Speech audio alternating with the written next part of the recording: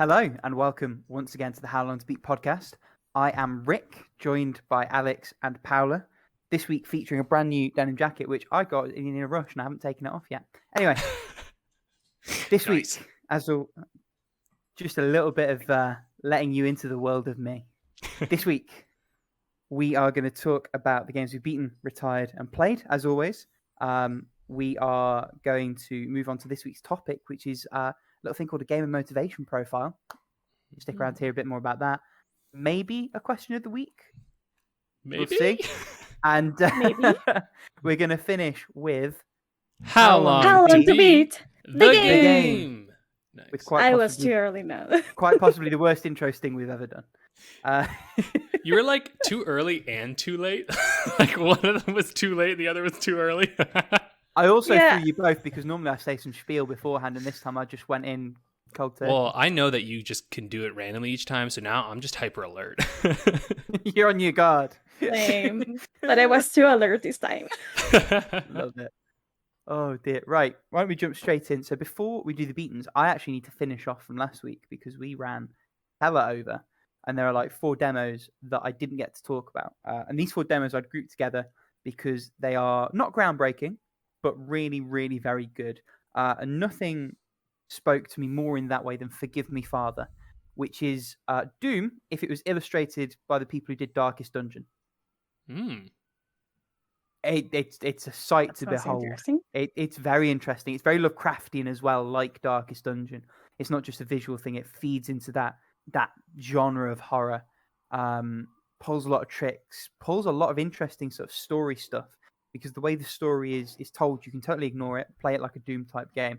But there are lots of things that you can sort of jump into, and it's not just like a box of text. It might be a newspaper article, it might be a picture. It looks like they're taking a really clever approach to how they integrate that or allow you to completely disregard it at the same time. And most importantly, it plays really well as well. So I'm very excited for that one. There's a game called Ultra Age. This felt very much like a Muramasa's weapon switching system tacked onto a character action game. Looks really pretty, looks very big budget. The story was a load of bollocks, but it looks like it was as much an issue with translation as it was with sort of the core that was there.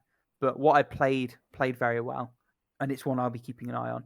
The third game, and the first I played of the festival, a game called Soda Crisis, which blew me away when I first played it, but actually, in the context of everything else I played around it, I've maybe cooled just a little bit on. It's a 2D sort of run and gun type thing, a bit Contra-esque. Visually and design-wise, it reminds me a lot of Stealth Bastards or Stealth Inc. if you played on one of the sanitized Sony versions of that game. Because you have like these little sort of blobby, kind of minion-esque creatures in a facility doing testing stuff. But most important thing is that it played quite well. It felt very fluid. Felt like a really strong example of that. And I'm going to, because it's my editing week, take the liberty of checking what the fuck the 4th game was. Because I'm seeing the name and I'm not remembering a thing about it. That is terrible. You know what? It's their own fault for calling it something so generic as Dread Delusion. I might even leave this in. This is funny. Oh, no, this was quite good. Yeah, right, okay. So Shame on you, Rick. Shame on you. Shame on me. It is, to quote their spiel, an open world RPG brimming with strange places and dark perils. It's very PS1 era polygons in an intentional design kind of way, but it plays like a first person RPG. It's good fun. I didn't play for too long. I was like, I love this. I'm probably just going to play it when it comes out, as I did with quite a few demos from that festival. So super special delayed shout out to those 4 games. And now I would love to talk with you, Alex, about Sumire, which we both beat this week. And yes. Which, as of about half an hour ago at the time of recording, beat me and my emotions into a pulp. So you've had a bit more time to sort of let it sit and digest. Why don't you tell us what you thought about it first, and tell the audience what it even is as well? Yeah, well, it's kind of a hard game to categorize because it's basically like, I guess the simplest way to describe it would be an adventure game. It's in this sort of 2D, kind of like hand-drawn perspective. And you play as this young girl in Japan, and you're basically going through a day. Like this flower comes to life at night, and this flower has one day, and so you're going to go through town, and she's a young girl. Like she's probably, I don't know, like what, like middle schoolish age, like kind of like pre-teenish, like 10, 11, 12, thereabouts. Yeah, like in that area, like not quite a teenager yet.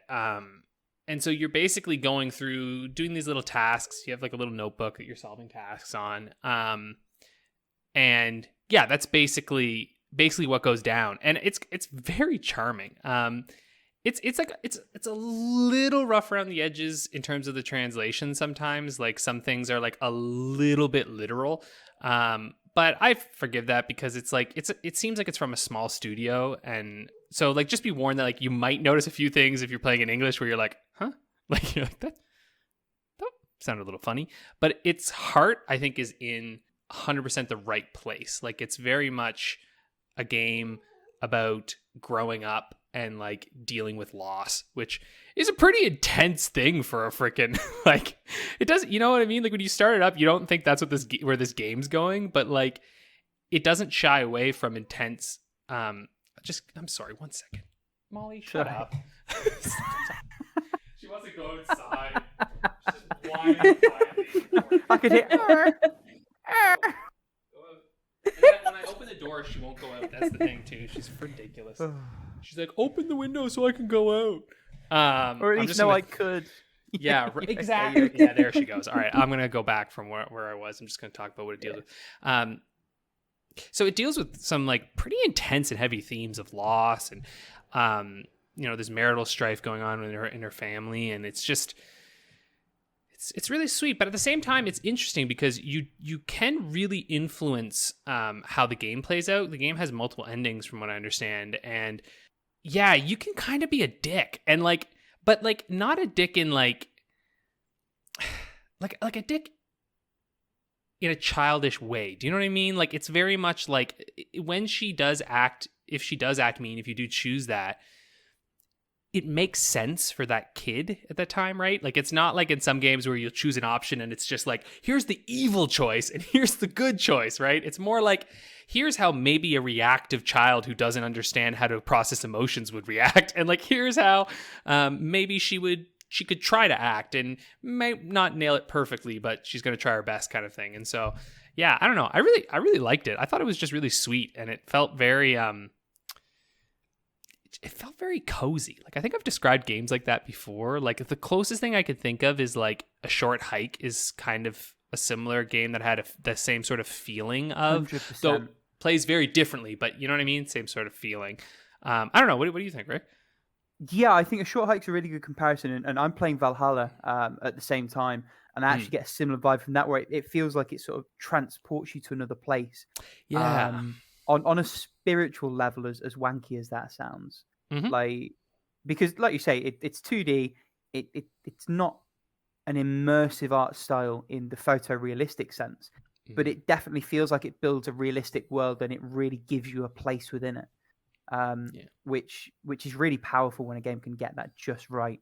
And I think I touched on it when I spoke about the game last week, and you've touched on it there. The juxtaposition between the childlike presentation and characters and the heavy themes that it really takes face on is really powerful. I'm definitely very biased. This game spoke to me on a very deeply personal level. But I also think that even if that weren't me, and it sounds like that's the case for you as well, the game really strikes right with everything that it's trying to do and the way that it words everything. I didn't really notice much in the way of translation, maybe 1 or 2 lines tops. I think I'm just more hypersensitive to it because I teach English to English language learners. Do you know what I mean? So like sometimes I notice ways that do you know what I mean? Like I'm just hypersensitive to this. So like if you aren't, you won't notice. You just won't. Yeah, I suppose you're probably seeing where they were maybe coming from in a way that I'm not looking for. Yeah, exactly. Like it's hard for me to turn that off now because I just see it so often that like I'm like, oh, that's a common slight miss. You know what I mean? But yeah, anyway. Yeah. In terms of how the game plays, it's a little bit sort of obviously adventure's such a wide umbrella, but it's reminiscent of sort of LucasArts games in a very light sense, in that you've got a checklist of things you need to do. There's a relatively linear order in which to do them, and it involves you sort of talking to people and taking items to place. Most interactions are sort of heavily signposted. It's just a case of sort of going through and experiencing. In that way, it's a little bit like a cross between that and a walking sim, I suppose. And I mean that in the best way of both of those things. This game is incredible. I don't know how else to put it. It's very focused. Do you know what I mean? It's very focused, and that's something that I appreciated about it, where I was like, the story it tells is contained, focused, and specific, right? And so, like, in even all of the extraneous characters that you meet, they relate to the theming of the main story really well.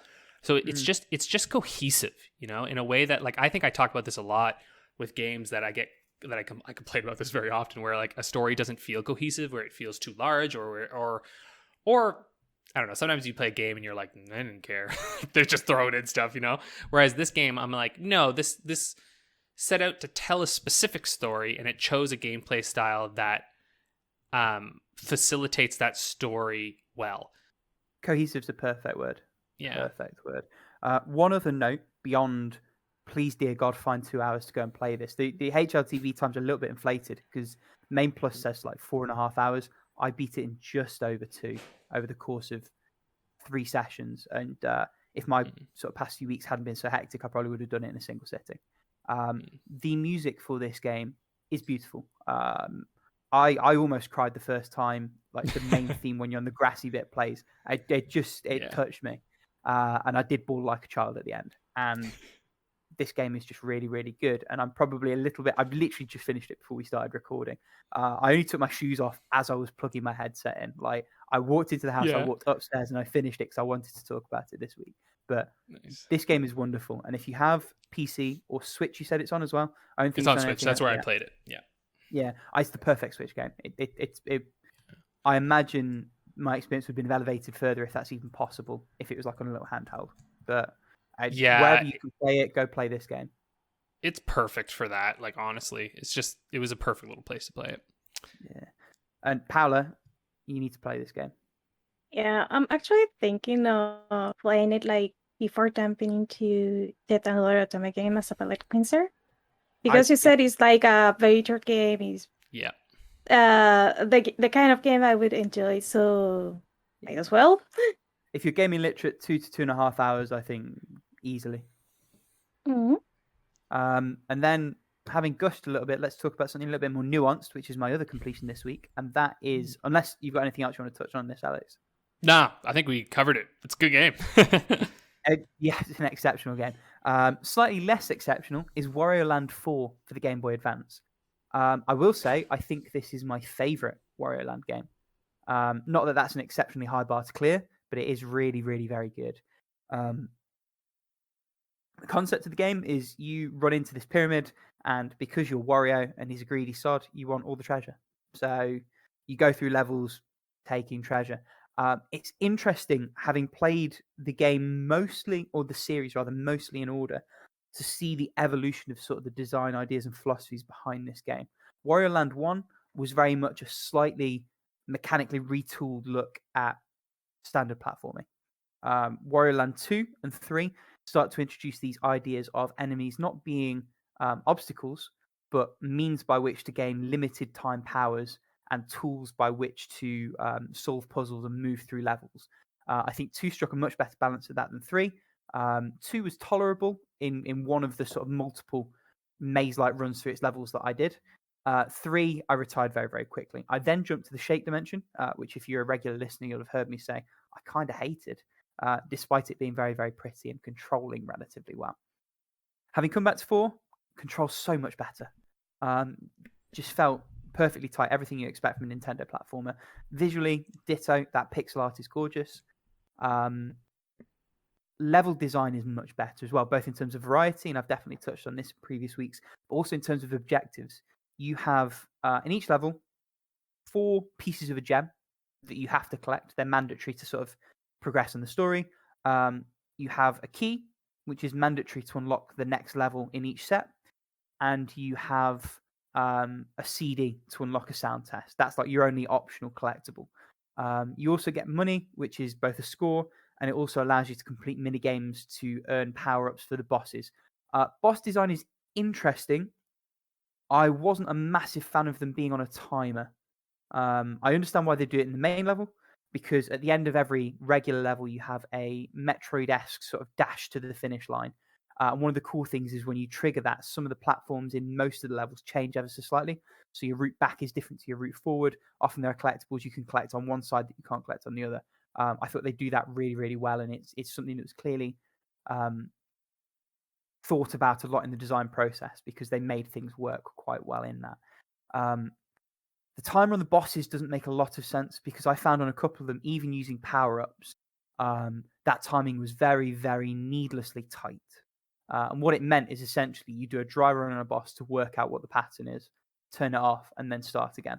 It doesn't really lend itself to that setup. That and the similar feel of a lot of the levels and the way that you approach them, despite how much they change up in and around it, are probably the only minor nitpicks on is what otherwise a really, really good game.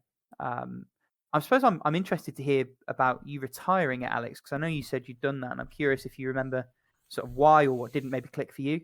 Don't like it. I just don't like these games. That's I don't fair. like the way they That's control. I don't like the idea. I just don't like any of it. And it's like, it's one of these, you know what I mean? Honestly, but it's not like, like I recognize that they're clearly good games. Do you know what I mean? Like it's one of those things where you're just like, I play it and I'm like, this ain't me, you know? Like it just didn't click with me. I think the biggest thing that actually bothered me was I didn't like the rushing out of the level every time. Like it reminded me too much of, it reminds me of Saberwolf and stuff. And I just don't like that, because for me, it's just, I just get bored by it. I prefer to beat the level. Do you know what I mean? Like I prefer to go through in a platformer and get to the end kind of deal. And I don't love this whole like, all right, time to go back sort of thing. It just, The end's just the beginning now. That's fine. Yeah, but the end's just the middle. You know what I mean? It's just like, you know. Yeah. You know what I mean? Yeah. I sort of get that. Yeah. I have to say, Olive Branch, if it weren't for the fact that the game had such a generous sort of quick save feature, I probably would have retired it as well. Because most of my playing was on public transport, and it's a perfect game for that. Emulator or original hardware, which is what I played it on. I didn't even play it on my Easy Flash. I have like an original cartridge for this. And what it allows you to do is at the start of any room, or you can quit out rather than a quick save at the start of the room you're in. Excellent. I don't know why more games didn't do that of that era when you didn't have like closing the DS, sleeping the PSP kind of thing. If it had been more awkward to play on public transport, I probably would have given up as well. Because like I say, that mechanical staleness is maybe too strong a word, but that kind of thing probably would have grated on me more if I wasn't playing in sort of 10-15 minute chunks.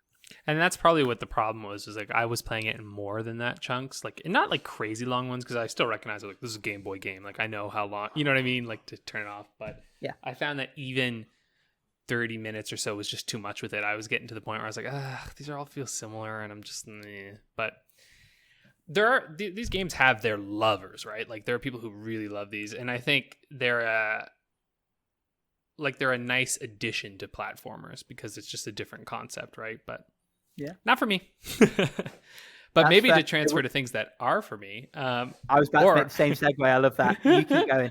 2 other games you completed. Yeah, actually, this one's interesting. So I completed Metro Exodus, the complete edition, on the Xbox. And it's interesting because I actually retired this game on the PlayStation 4 a while back. Yeah, so I started it a while, and I got to basically probably an hour or so in. The first area that you kind of play through, the first sort of map, is the Volga. And I got to the point where basically they were like, okay, now you can explore. And I was like, fuck this, because it plays really poorly on the PS4, especially on my base PS4. There was a lot of performance issues. Loading was for fucking ever. It was so long to load, and it would just sometimes I remember it would crash sometimes on me on the PS4. And so I was like, I don't want to do this. And the Series X, though, they put out for like PS5 and Series X, this enhanced edition that has like ray traced lighting and like all these upgrades and enhancements. Loading is so fast now. And it's fucking gorgeous. Like the enhancements they've done on it. I always thought, I was like, ray traced, who gives a shit about that? Like, what does that even mean, right? I was like, how would you even notice it? But when you play it, the light just looks real, you know? Like it's hard to describe, but like you're walking through, like, say, I don't know, I was walking through a ruined city, and you would see the actual rays of light coming through the windows of the broken buildings so that you can see the dark part. And I have an OLED too, right? So like the actual darkness, like the blacks are true blacks, you know, right? And so it's like, it's this moment of where it's like, fuck, man, like I can see where light is refracting off of objects and like the way that it changes, and I can see particles of dust like floating through. It's batshit how good it looks. And like you would think it wouldn't matter much, but man, when you're in low light environments, it really matters. It really creates like a beautiful look. And this game has a lot of low light environments because, you know, you can go through, like, nighttime's usually safer to get around, except there'll be more monsters, but you can kill them easy. And then there's more people during the day, so, you know, it's better. And you can lose morale points. So, okay, here's the thing with this game. I liked it. It is not as good as the other Metro games, I think, and yet it's also better in some ways. It's probably the most technically sound of them. But at the same time, what they've done is the earlier Metro game, I played through all of them because I love this series because it's unique. It's kind of like Stalker, you know, it's based off a series of books. You're in Moscow, you're underground in the Metro, and in this one it's Exodus. So obviously you're leaving the Metro. And it's like a semi-open world game. And I say that in the sense where you have like 4 or so areas that you will be allowed to fully explore. But the open world shit is kind of dumb. It's just completely unnecessary. And I say that because these games are linear shooters, right? With survival elements. They're survival games. And so the game gives you this idea where it's like, oh, look, open worlds, you can go explore things. But it's a survival resource management game. Mm-hmm. Why would I go and waste resources on a potential upgrade that doesn't really matter, right? Like, I'm like, you know, the promise is like, oh, you could get an upgrade for your gun. And I'm like, yeah, but then I'll have to use all my fucking ammo. Like, do you know what I mean? Like, it's like, I'm not actually, the tangible benefits aren't really there. Like, you're actually more likely to just lose stuff, you know? But Alex, how can we put open world on the back of the box if we don't give you an open world? I know, right?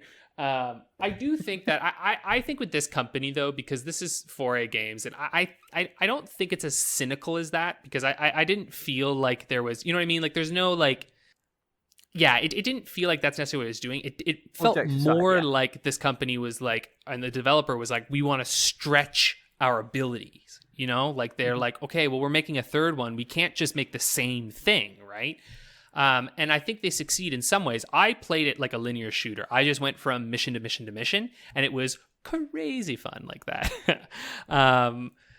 One thing I will let you know, though, is that if you play this game, your choices do matter, especially when it comes to killing people, because in each of these areas, you get what are called moral points, and you don't see the moral points. You never see them. It's a system that's happening within the game, and it's tracking your actions and it's tracking what you're doing.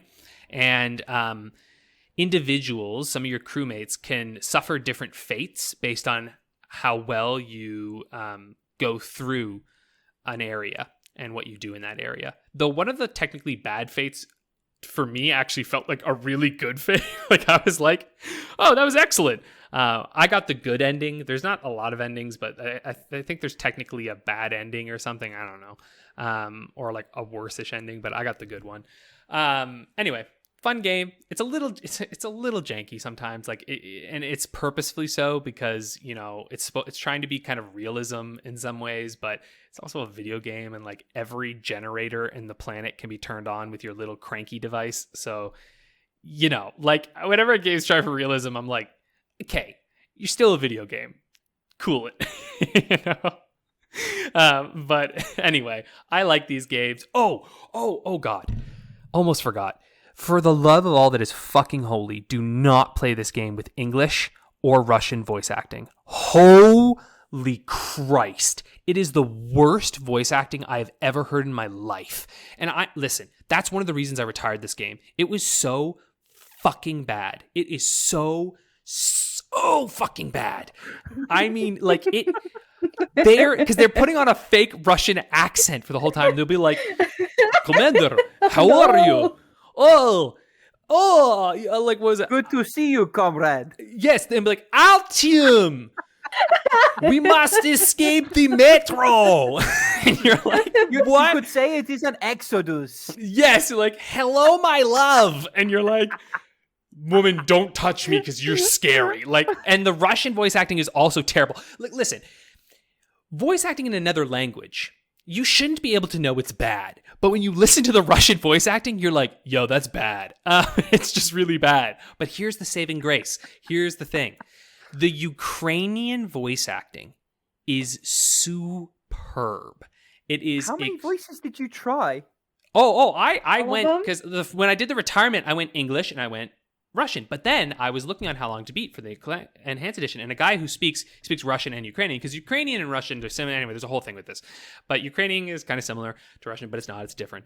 But there's similarities. So it's kind of how, like, Arabic can have similarities, right? Moroccan Arabic is different than, but you can understand each other a little bit. Anyway, the voice actors, and actually the studio is Ukrainian, though I believe they moved to Russia at some point. I don't know. Anyway, it's a whole thing. But those voice actors are incredible, and it sounds so good, and it just feels right because it's such a specifically Russian game. Right, and you're also dealing with areas that are near the Ukraine at times, and they have characters who are indigenous to certain parts of Russia, and so it felt like having these English voice actors do shite interpretations of this sounded so bad. But then when you hear the Ukrainian, you're like, oh, this feels correct, and their emotion felt right. Everything felt right about it. And so I'm just, please, for the love of God, if you download this game, please, please, please fucking play it in Ukrainian with the subtitles. Please. I've got to tell you, I found it on HLTB is much less fun than what I had in my head, which is you, like, with a TV remote style thing, flicking between all the different languages. Artyom coming out in like 50 different accents. No, you got to download the Ukrainian, actually, in order to get it. Oh, okay. Yeah, it's like 50 millibytes or something, yeah. Anyway, 500 millibytes or whatever. Yeah. 50 millibytes. Do you even internet? 500 MBs. MBs. That's what it is. It's the bytes. There's too many bytes. You got to give me cut me some slack here. I'm fucking Canadian. I have to deal with American and British and all these different types of measurements and units, and then also internet one. It's too many. My brain hurts. Anyway, Metro Exodus. Play the game. It's good. I also beat Umurangi Generation, which this game is really okay. This game is, God, how do I even talk about this game? The game is really interesting. It's the apocalypse, and you're a photographer, right? You are Umurangi Generation. You are the last generation of Earth is the idea. Okay. Yeah, and so you're tasked with taking photos. And I think what's really, really kind of beautiful about this game is that it really does hit on the absurdity of life right now. And particularly, like, you're basically tasked with, like, this doesn't really spoil anything, but essentially you're tasked with taking photos for, it seems to be a company or some sort, maybe a newspaper. But you're penalized if certain things are in the photo. So there's these things called blue bottles, and there's these, like, weird jelly things. And so if those are in your photos, they're like, no. And the stuff that you're tasked to take photos of is, like, pretty fucking mundane. They'll be like, take 3 photos of boom boxes, like stuff like this. And it's kind of polygonal graphics. Reminds me a lot of, like, I don't know. God, what's that game that I played? There's a whole, actually your Dread Delusion is one. I played it a while ago. Do you remember, like, it's like not Hypnospace Outlaw, but there's like other ones like this. There's like a game where you're like in the internet. Yeah. Anyway, I could look it up, but I don't care. It's thing. Yeah, No, I know what you mean. Though it's like a pastel-y sort of PS1 Yeah. original sort of thing. Yeah. and it's nice. It's consistent. It is a little visually garish. I could see some people might have a hard time with it because of this. It's also clunky. Like, I just have to say, it's not really technically sound, I don't think, in terms of movement. Like, it's a great photography game. In fact, actually, the photography elements in this are really wonderful. I don't really care about taking photos, so I couldn't really be that bothered. But if you really do give a shit, man, there's some sweet options in this. And like, as you play each level, you unlock new lenses. And if you complete all the objectives and bonus objectives in a level, you basically unlock extra things for your photography. So sometimes it could be a lens. Sometimes it's like, not a filter, but you can adjust things in the photo, like saturation, hue, and all this. They don't judge you based on that. But if you want to like really take like some serious photos, then you can adjust those. So yeah, I think subject matter wise, this game is really dope. And it really is like appropriately cynical in a way, you know, in terms of it's like, what, like, as the world burns around you, what's the priority of everyone? And it's like, ignore, right?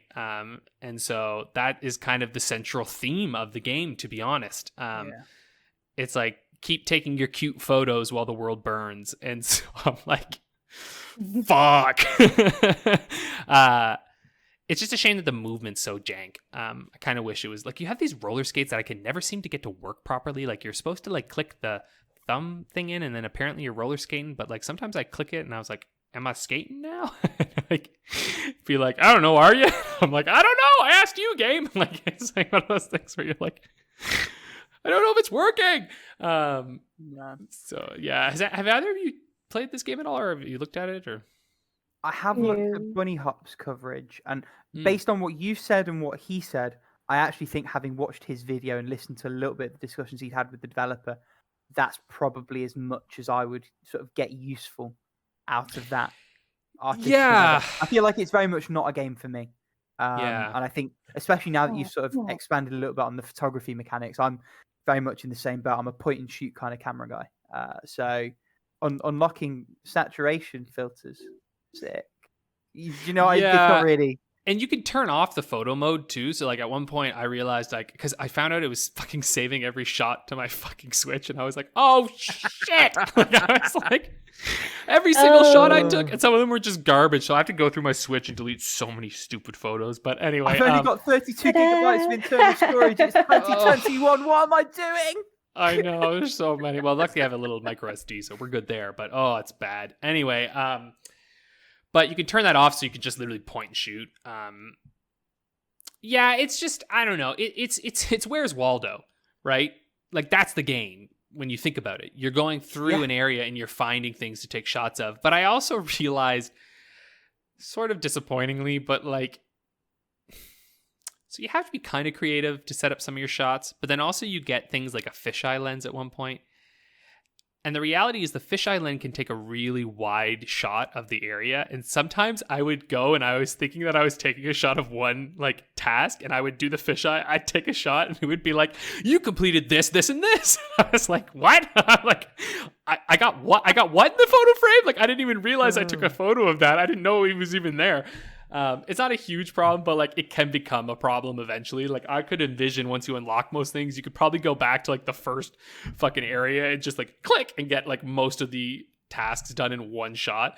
Now, some of them you have to actually do like close-ups of things and stuff, and like it requires that you use different lenses for different things, which is quite nice. So it's not a huge problem, but it is sort of funny when it happens.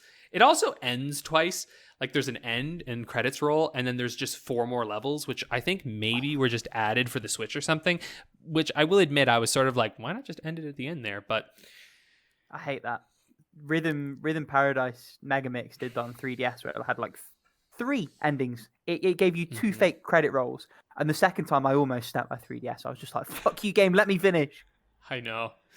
So, yeah, it's funny. This game is conceptually incredible, and that's why I think that if you were to watch Bunny Hop or listen to like Dan Sons has interviews with him on there, or just any of the interviews with the creator, yeah, you know what? Honestly, like you're probably going to get everything you need out of it. Like it's, you know, like it's a good game, but it's not amazing. But it's a good game.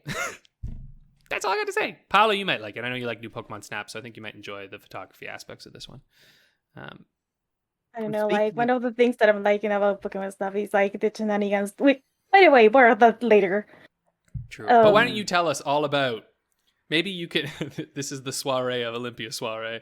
Let's put a curtain on her. Ray out puns in the comments. I was going to say an Olympic task that you've completed. Who did it better? Tell us down below. Paula, take it away. Both of those were horrible. Anyway, so I finished Olympia Soiree. I don't know how. I don't know in which time. I think I've been losing sleep over there because the last route like it was Sunday morning. I don't know. I pretty much didn't sleep on Sunday just to finish the damn game. Anyway, Olympia Soiree. This damn game. It's been a while since I pretty much have to like go into that state of mind that where I'm like, I don't need sleep. I need fucking answers. Like right about now. I think I actually made a little comment like on the chat with Rick and Alex, like, so I finished the last 2 routes of the game. First of all, Himuka, who it's supposed to be like the Undertaker and pretty much like the guy who does like the Batsu ritual in the Yome district, because as I already said, this game has like a lot of like elitism, classism, and stuff like that like going on. And one of the things is that people who die in the surface, like they get to have like this very like elaborated like pretty ritual, which name I can't remember right now. To send off like their family or whoever has died. Well, in the Yome district, like where, as I say, all the inside the colors and the people considered criminals live, they only get like the Undertaker like pretty much appearing out of nowhere. It's like, okay, turning this body into a crazy cell. Okay, bye, I'm ready. Like the contrast between those two like rituals, to put like the souls to rest, is like day and night pretty much. And at this point, like the only reason they get this ritual in the Yomi district is because if they don't, if the corpse stays there, or like if they try to bury it or whatever, it pretty much becomes like overtaken by Haku, and then you have a pandemic going on. Beautiful. His road in particular was one truth bomb after another truth bomb after another truth bomb. Like, I want to go into spoilers, but I don't want to go into spoilers. But they really go like into the whole, like, I want to say like how the history behind of how the island came to be, and like how everything works and why this stuff works the way it does. And very much like, without going into too much of a spoiler, like the island wasn't created like as fucked up as it is right now. It was pretty much people being people, and that's why we can have like nice things. Which yep. But I have to say, like, in terms of lore, I think that one has to be like the first route in the game of how it bases like the stuff it's revealing to the player and to Olympia pretty much. And then once you think things can get anywhere crazy, there you have the sixth route of the game, Akasa. And as I already said, like Akasa was like the director of the Kotowari, and they're pretty much in charge of the law in the island, are like keeping registries of people and all that kind of stuff. And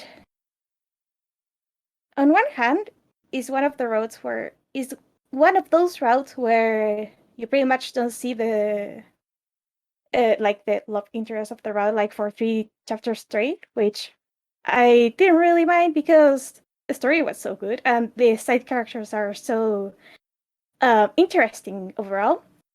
But also you get like the other part of the story you weren't told in the first part. And I even got answers that I didn't even know I had questions for. And that was awesome.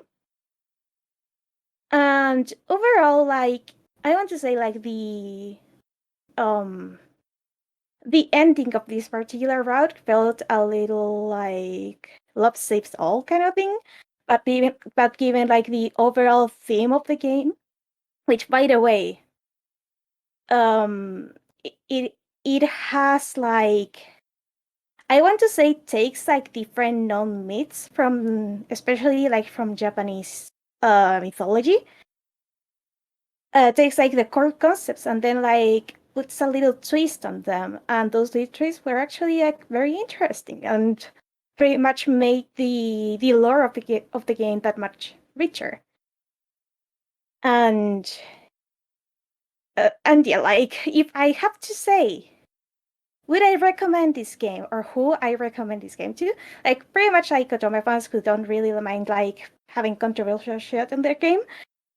But for people that kind of like maybe feel like, I want to say like I'm comfortable with the topics being tackled, I would say a pass. But for Atomic, or like necessarily, okay, if you like visual novels, if you don't mind like having romance on your visual novel, independently of what kind of romance, and you like a very, I want to say like very rich, very well developed world and a lot of lore, because there's a lot of information there and there's a huge information dump like right at the start of the game, so you actually get to know like the universe and the characters and everything.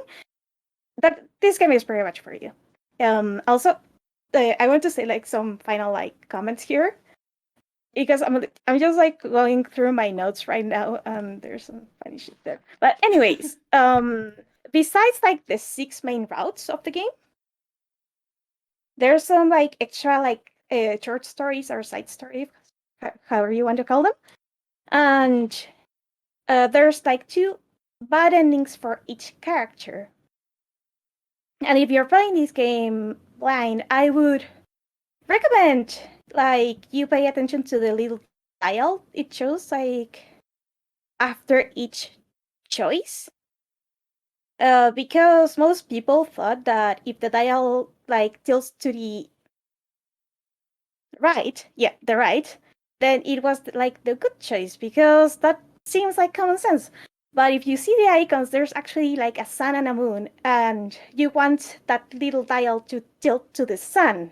Otherwise, you're not gonna have a good time. On that note, overall, the bad endings, I feel like the ones that added more like to the story and characters were Riku's. Like the blue guy, the first route you pretty much go through. Because they not only expand like on the character himself, but the other bad ending actually expands upon another character.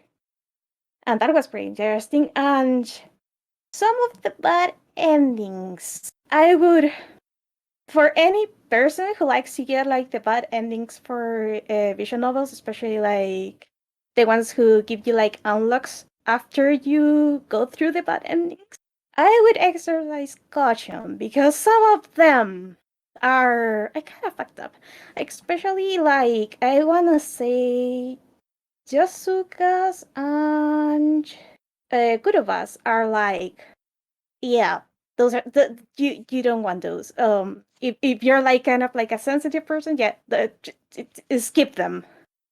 And there was like another bad ending that could have been like a horror bad ending. It was one of Himuka's bad ending, and so yeah, like I would exercise caution for anyone who likes to go through those. And finally, the short stories, because those really tie everything up like in a little bow. Like you get 3 short stories for each main character of the game, like a little like after story thing, like a little introduction for each character, and then like a memoir, where you can see like things through like as if you were like reading kind of like a diary from another character's point of view. And then you have 12 memoirs from 12 different side characters on the game. And some of those like shed a new light onto each and every single one of those characters. There are still 2 characters that I didn't like at all. They can go rot in hell with I don't know, rotting that bowl with Izanami for all care.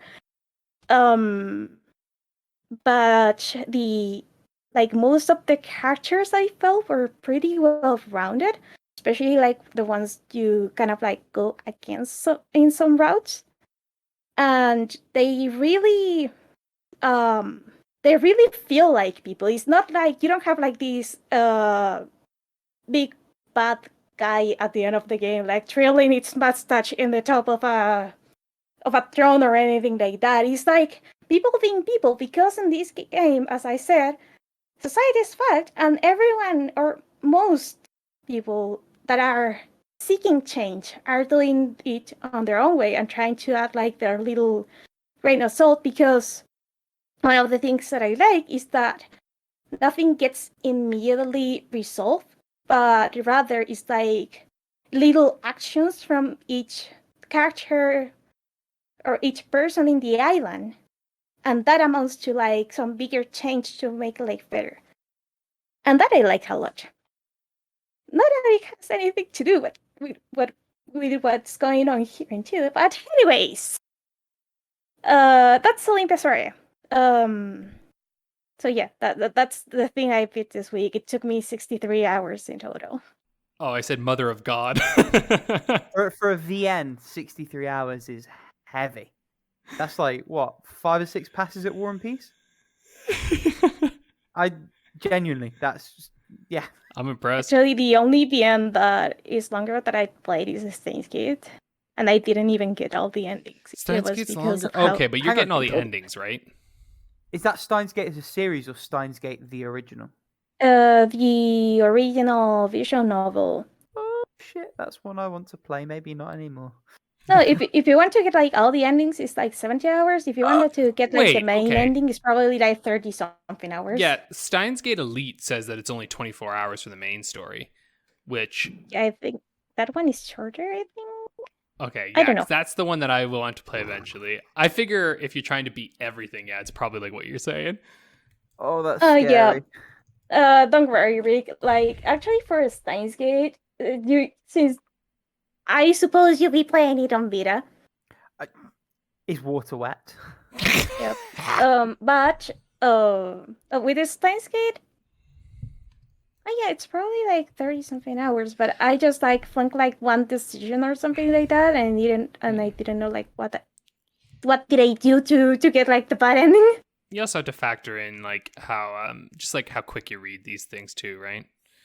That's true. Yeah, because I usually like to listen to like the full voice acting of the game. So yeah, there you go. A factor for sure. Because remember, I blasted through 13 Sentinels. I remember. Yeah, I remember. Should we move on to Retired? Yes. Yes. Yep. Yeah. Maybe I'll go first because I think we have a kind of an interesting tie-in for one of yours. But I retired a game called Visage. Visage, I would have said, but Visage. yeah, whatever. Yeah. Yeah, I don't know. There's 2 ways of You're saying the one it. that teaches English. Ignore me. Visage. Yeah, but there's multiple ways to actually pronounce this word. So you're also correct, Rick. Okay, this game clearly is like, oh, you're not gonna make PT, guess I'll make it, but it'll be boring. And so that's what this game is. It's just really fucking boring, man. It's like, it was on Game Pass. I was like, why not try it out? Some people really swear by it, say it's really scary. It's not. Maybe it gets scary later, but I played it for almost 2 hours and fucking nothing happened. And I got through the first chapter in this. It's technically a 4-chapter game. I got through the first one and I explored a lot of this house. It's like, basically you wake up in this house. It shows you a pretty horrifying like opening segment. And horrifying as in the subject matter is horrifying. It's not actually like scary. And then you just sort of have to explore this house and like figure out what's going on. But like you walk real slow. It's one of those ones that's not clear what you got to do. You just have to like keep fumbling around until you figure out what's happening, right? And like until you like find a thing that you can interact with. So it's just a lot of monotony. You're just slowly going through this house and like, I don't know, maybe eventually you'll get spooky because like if you stay in the dark for too long, you start to go insane, I guess. And like if your insanity meter goes up too high, you like something happens, I guess. But it's not that hard to stay out of the dark. I don't know, maybe later in the game, I feel like they're going to do something where they turn the lights off on you or something eventually. Like you could sort of see it like being foreshadowed pretty early because there's all these like candle holders on this house for some fucking reason. There are these like chandelier style, like wall mounts for like to put candles on, and you can like put candles there and like light them up, and it's just dumb. I didn't like it. I was like, I love horror, and listen, I'm a fucking horror fanatic. Like I've been watching so many horror movies over the last week or so because it's fucking October, baby. And this game, I was like, I want to be scared, but I'm not scared. I'm just bored. You know, like that was it. Like I was like, what? I mean, I guess walking through dark is kind of spooky, but like not really. And like they show you this thing at one point and you're like, that's not scary, man. And like I think there's jump scares later or something. I don't know. If I play for over an hour and I ain't scared yet, your game ain't scary. You know what I mean? Like by 2 hour mark, I should be a little afraid because the game's not even that long. Like I think I got through like a third of the game at least. Well, I know I got through for sure a quarter of the game because I beat one of the chapters. And the chapter wasn't scary at all. It was just kind of weird. It's like a 6 hour game and I played through 2 of the hours already. Ah! So anyway, don't recommend it. If you're obsessed with horror games, I don't know, go ahead. It tells you at the beginning, it's like, this game's hard, so just stay patient and try your best. And I was like, I mean, hard in the sense that I don't know what the fuck I'm supposed to do, but that's not hard. That's obtuse. That's just obtuse. You know what I mean? I was like, that doesn't count as hard. I had so much shit in my inventory already by the time I was like, oh, quit. My girlfriend was watching. She's like, what the fuck is happening? And I'm like, I don't know. I'm done. Anyway, Rick, what about you? You retired.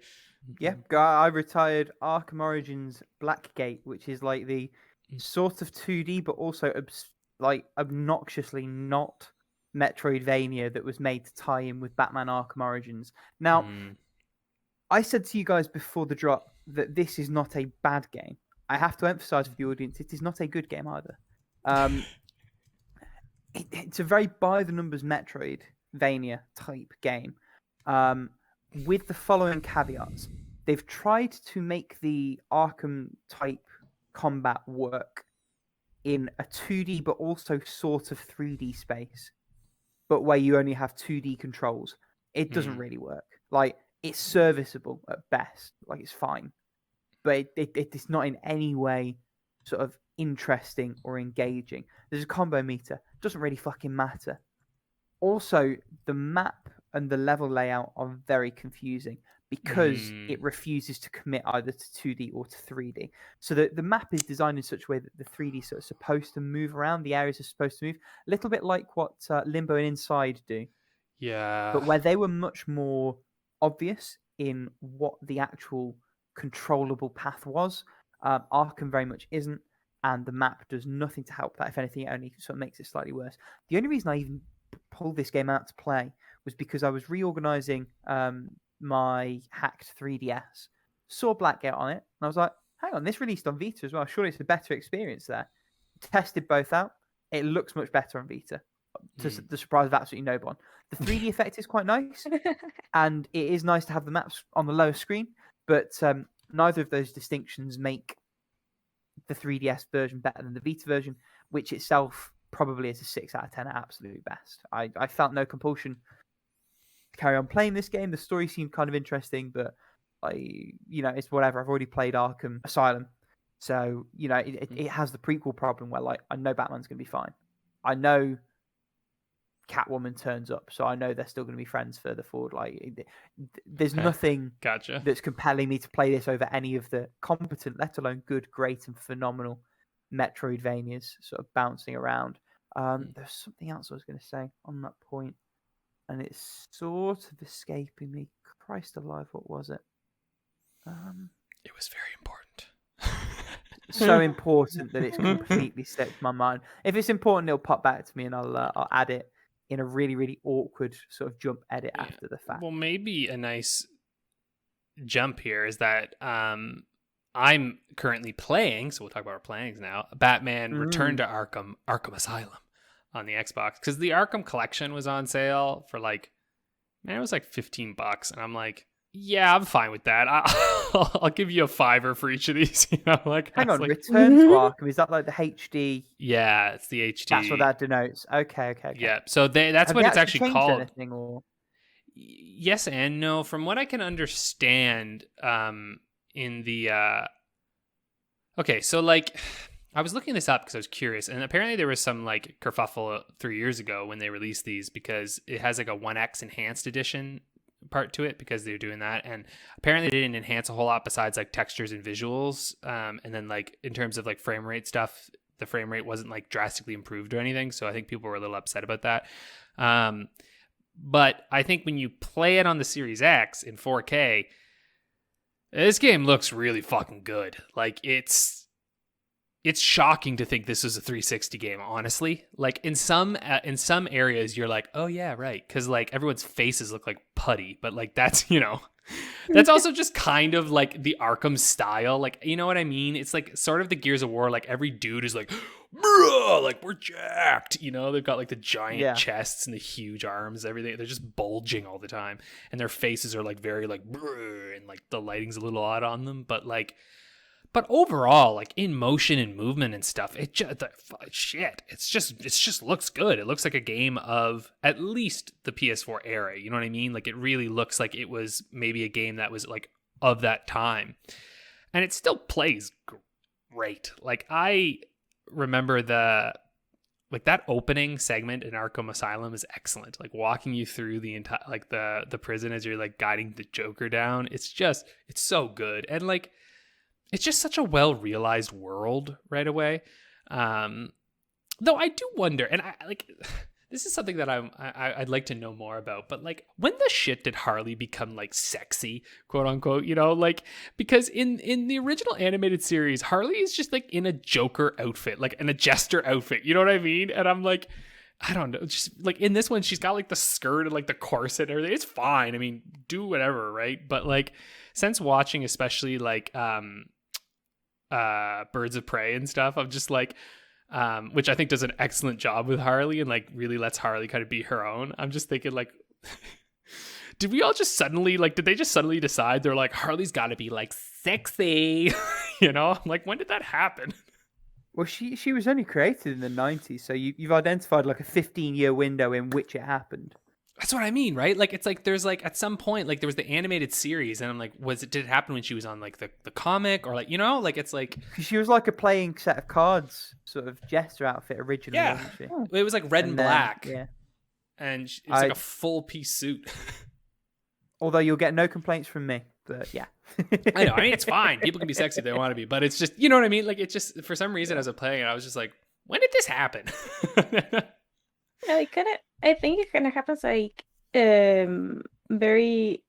It happens a lot, especially with comics, superheroes, villains, Marvel, DC is what comes to mind right now. But what I've seen, because I know people who are into the comics and then into the movies and into all the series and stuff, is that the looks kind of change depending of the era, and like they adapt to, I guess, what the audience would find either interesting or appealing, or just like, I can't remember which hero it was, but it had like an ugly face, and then it was like, yeah, we may want to redesign that. And Yeah. stuff like that. Yeah. But it happens specifically like with characters that were in the comics. It happens more often. Yeah, I think it might have been, honestly, the Arkham series might have been like the start of this, because I'm looking at like Harley's designs throughout the years here, and it's like Harley had that like full suit most of the time until suddenly Arkham Asylum comes around, and now is that it?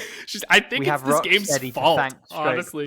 Yeah. I mean, it's fine, whatever. It's all good, but it's just it is something that I notice a little more now too. You know what I mean? I'm just like, How do you feel about the gameplay going back? Because obviously this sort of pioneered, along with Assassin's Creed, the whole sort of attack, counter, parry combat situation. How is it sort of when that novelty sort of shorn from it, looking back? Yeah, nothing's shorn from it. It's just good. They're still the best.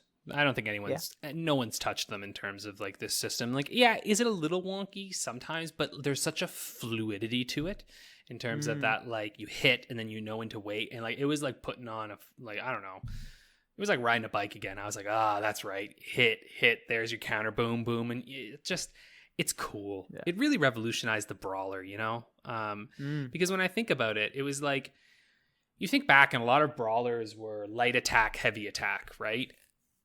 Which is, who cares? You know what I mean? Like the heavy attack, I was like, why have a heavy attack? I love this idea of like, well, you've got your attack, you have your light, you've got your stun, you've got your evade. And I'm like, that's kind of all I need. And then I have my gadgets, which I can start doing things. And the fact that it would be stale if it weren't for the fun stealth segments where you can like inverted take down people and stuff. And like, I will say Arkham Asylum does feel obviously far more simple than I think the game becomes with like City and whatnot.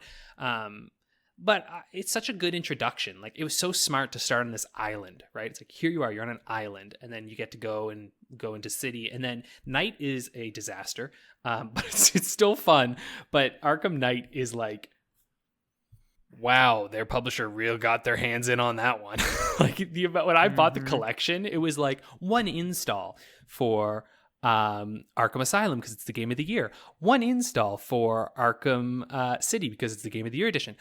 Arkham Knight, 31 things to install because they had like, here's the Robin outfit pack, here's the Riddler Batsuit pack, here's the thing for this pack, here's the Harley Quinn mission pack. 1, 2, 3, 4, 5, yeah. Right. Though you can see the starts of Gotham Knights in Arkham Knight because like there's a lot of because you can. I remember playing these in the time. You could play as Red Hood. You could play as Robin. There was a mission as Batwoman. There was a mission as Batgirl. There's a mission as Harley Quinn.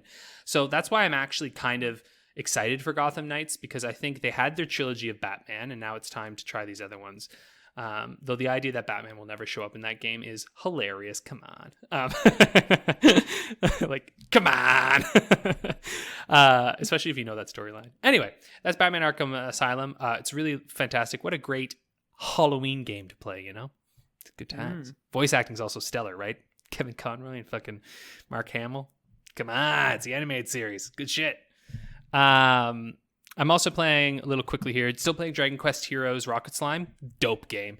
There's these fucking tank battles. They're really cool. Like there's actually strategy to it where like you get this tank called the Schleimen tank. The Schleim tank. There's so many puns in this game. You'll love it, Rick. There's so many puns. I probably will. Yeah. I'm on the list to get to soonish. Yeah, good. Anyway, and sorry, go on. So basically when you're in the tank, as you're playing in levels, you're like collecting things, like you can collect treasure chests by other slimes and enemies, and you throw them on these things to send them back to town. But it turns out a lot of the items that you're collecting, those actually become things that you shoot with your tank. So they become your ammo, and you can like load them onto your deal. And so you have these two like up and lower tanks, and it's feeding ammo, and you have to like hit it carry it on your head and like load the ammo into the cannons. But the problem is that the other tank, well, they can shoot and they're shooting as well. And if your ammo hits, they just both explode. So there's actually like a fair level of strategy to it. And eventually you can have slimes that like do different things for you. And like you can go into the enemy's tank and sabotage their tank. And then eventually you have to infiltrate their tank. But like, you have to be able to get all the way across without being hit by it. Anyway, there's fucking strategy involved, and it's really fun.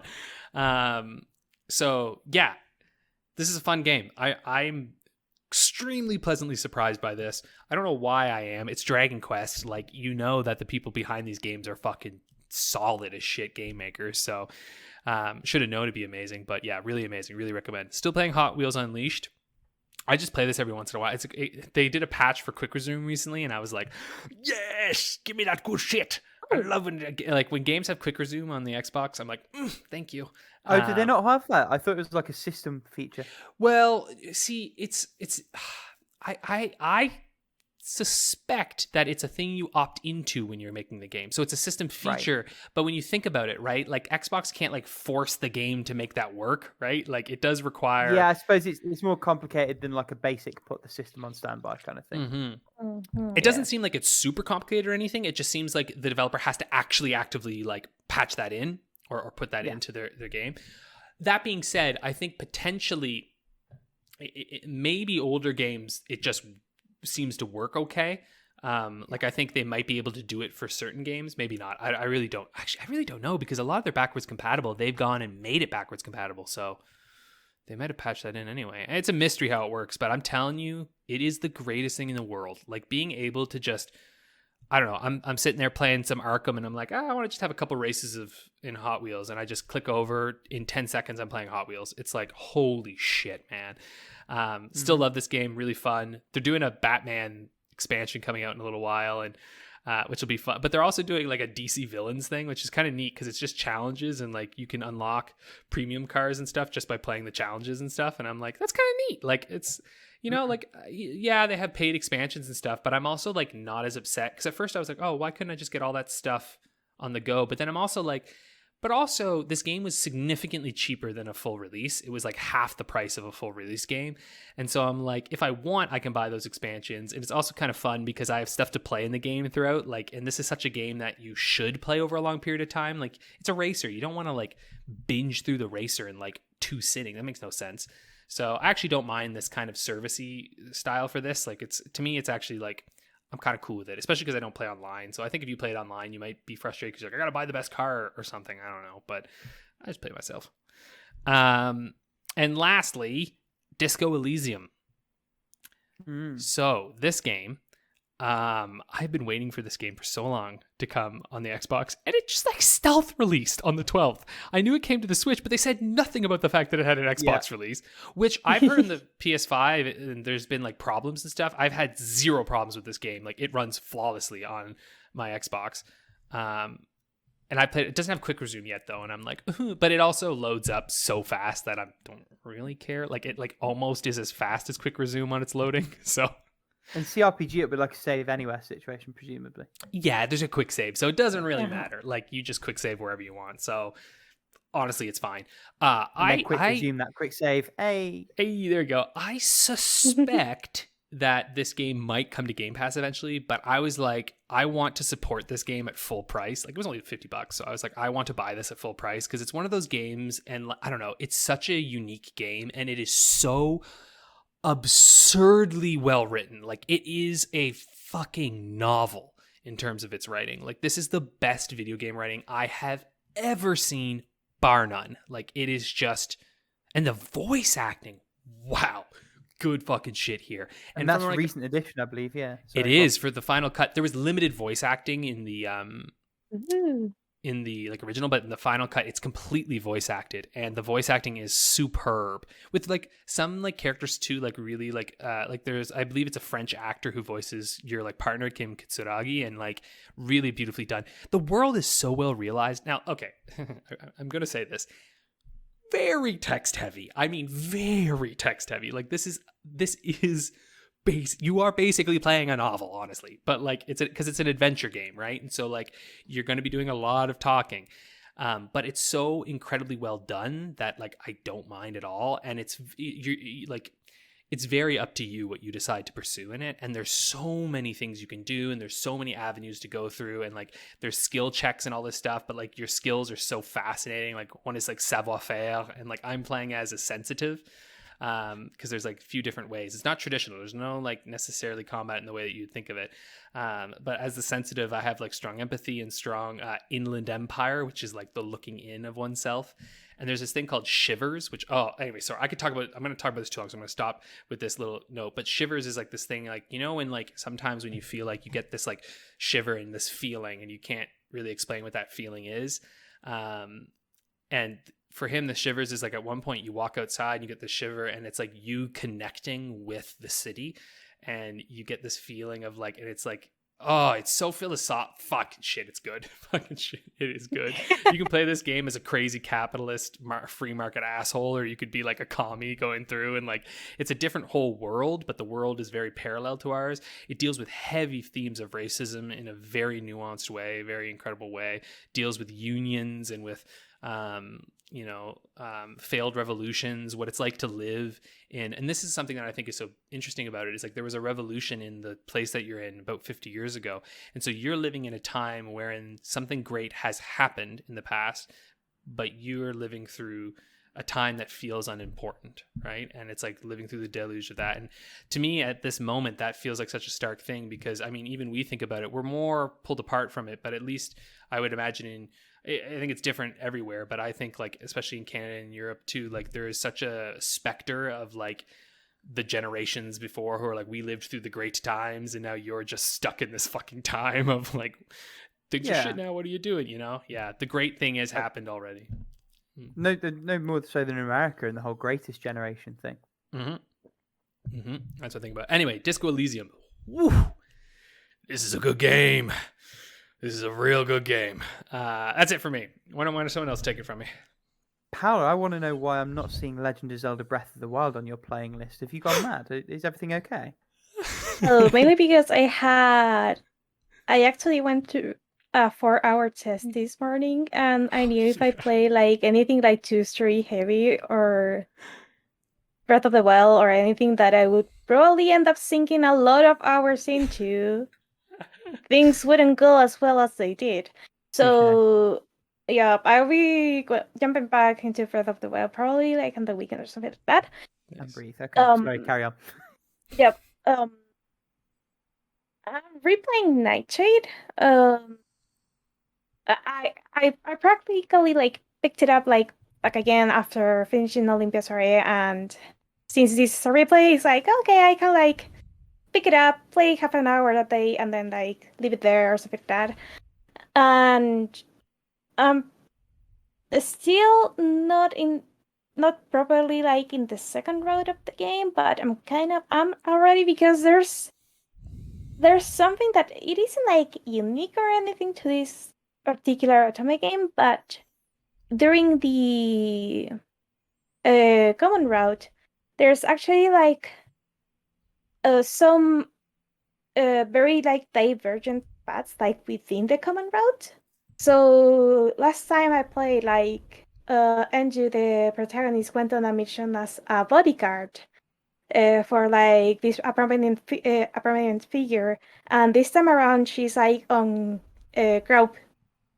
group B, and she is on investigation to catch a certain thief that is like causing havoc, and they're like trying to figure out what's the next place they're gonna strike. So I actually played this like a long time ago, so I didn't quite remember like that was like still part of the common road. But it is pretty neat because on some Otome games, like going through the common route like time and time again can get like kind of repetitive when you're trying to get like all the endings pretty much. Then I'm playing like all the other games I'm playing is pretty much just like turn my brain off and just have fun here. Because I'm still playing Timberborn. I unlocked the Iron Tooth, Beavers, I haven't started like a playthrough with them yet because I want to like finish my little beaver civilization with the folktales. Which, by the way, last time I played, I saw like a 10, like 8 to 10 day drought season coming, and I was like, yeah, that's a problem for future me. I'm not dealing with this right now. Still, it has been a lot of fun, and I really just want to jump back in and see like how my beavers are doing and stuff like that. Another game I'm jumping back in is Animal Crossing New Horizons. There's gonna be a very big update soon. Yep. Fucking Nintendo. Alexi's like mother of all that is fucking holy. Fucking Nintendo. So, here's the question, Paula. It is more than double! Are you paying £25 for that DLC, or are you paying £35 more a year to rent that DLC along with I'm paying for the DLC? Fuck games? that. Can you pay for the DLC though?